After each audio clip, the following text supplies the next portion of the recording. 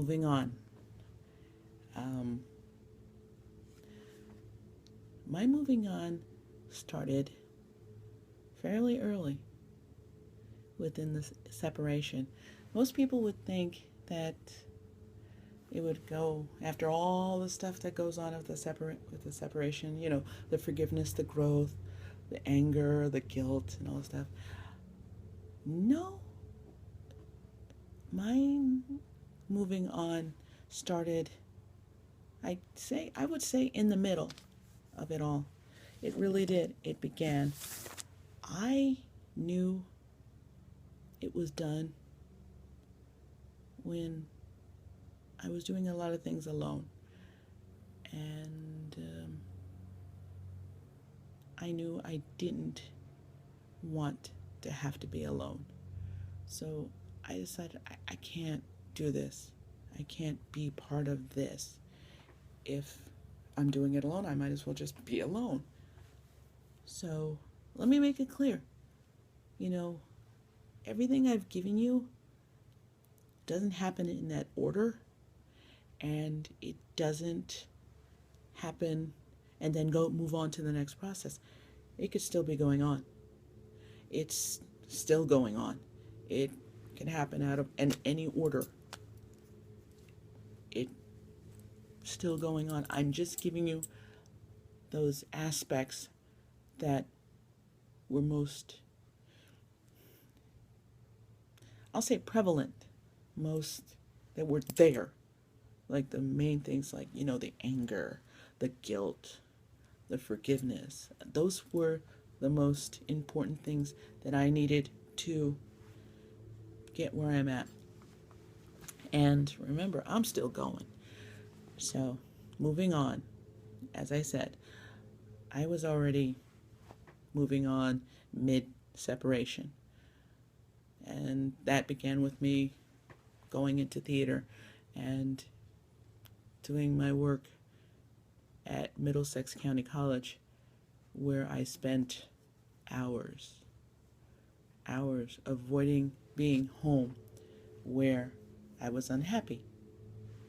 And I knew, that became my new addiction. Whereas, for other people's, it could be other people's. Where other people, it could be, drinking, sometimes drugs, sometimes, sex or anything. My addiction and my focus away from home became my work in the theater and working in theater and being with my friends for hours at a time, because I just needed to get away, because I didn't want to live in the reality of this broken marriage and this separating marriage, and just the silence of being in this world and watching people go about their lives and living and moving on and going out and being able to do anything, and me stuck at home because I was either too weak, too dizzy, just couldn't get around, couldn't walk a straight line. So that's why I slipped into the depression I did. And that's why I delved myself in it. But in it, I also found me. I found that I loved doing what I was doing. At the time, I wasn't acting. I was doing more backstage stuff, like costuming. I was in the costume shop for hours. I was cleaning up that room. I was throwing out clothes that were just donated and given given away and thrown out. And I knew I was trying to pick out stuff. Okay, and as I was going through the clothes, I was picking out, okay, this could be used in this and this and this scene, so it's a total value. And this is garbage. And in that, I felt a purpose. I felt a worth. I felt an importance, and people let me do it. They didn't understand why I was there all the time sometimes, But the fact that they let me do it, that's great, because there's some of them were like, hey, I don't have to do it, so that's okay. And that was okay too. And in that, I learned how important attention is to my acting, how important it is, costume is to actors. I learned a lot of acting information working backstage, working on a costume which makes a character. I learned a lot. So, enough about acting, because I know some of you are like, shut up with the acting already. I'll shut up. So I'll move on to think about life. Life, it was then I had to also think about, okay, I'm going to be single again. What do I want to do? Where do I want to go?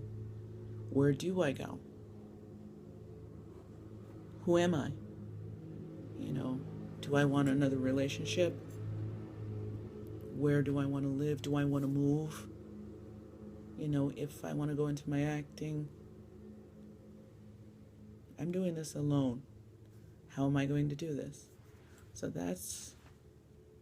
I had a lot of decisions to make, and I had a lot of things to think about, because usually I was doing it with my then husband. I was saying, oh, here's what we're going to do, here's how we're going to handle it, and we made plans on what's going to happen. But that's not the story anymore. He's gone. He's gone in the factor of my life plan. It's not an issue. Love. What happened between us? What do I demand of myself from the next guy? Do I want another guy? Do I want another relationship? Am I scared? For a while I was scared. And for a while I didn't want to delve into anything serious, because I was scared. I didn't want to be hurt again. I didn't want to start over again and then crash and burn. I didn't want that to happen. And I think a lot of people don't do that. They don't want to go through the ups and the downs. And it's a risk that I was more than willing to take, and I took a few times. And did I want that? Because there's other things, there's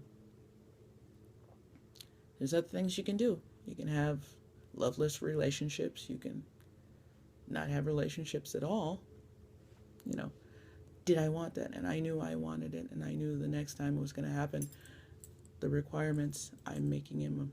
What I didn't have, I'm going to make in the next relationship. I just wanted to modify how I made the requirements.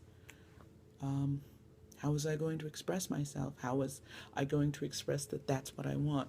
Am I going to shout and be an angry ex-wife? This is what men suck. Or was I going to say, look, this is what I really want. If you don't feel you can do that, then, then I guess we're done. And did I allow for too much? At a time, yeah, I did. But I just wanted to be honestly happy. And I'll end it here, because what I'm planning on doing is I'm planning on doing another channel, but we'll talk about that after I finish this. Happiness. Am I going to allow myself to be happy again? Absolutely. Absolutely.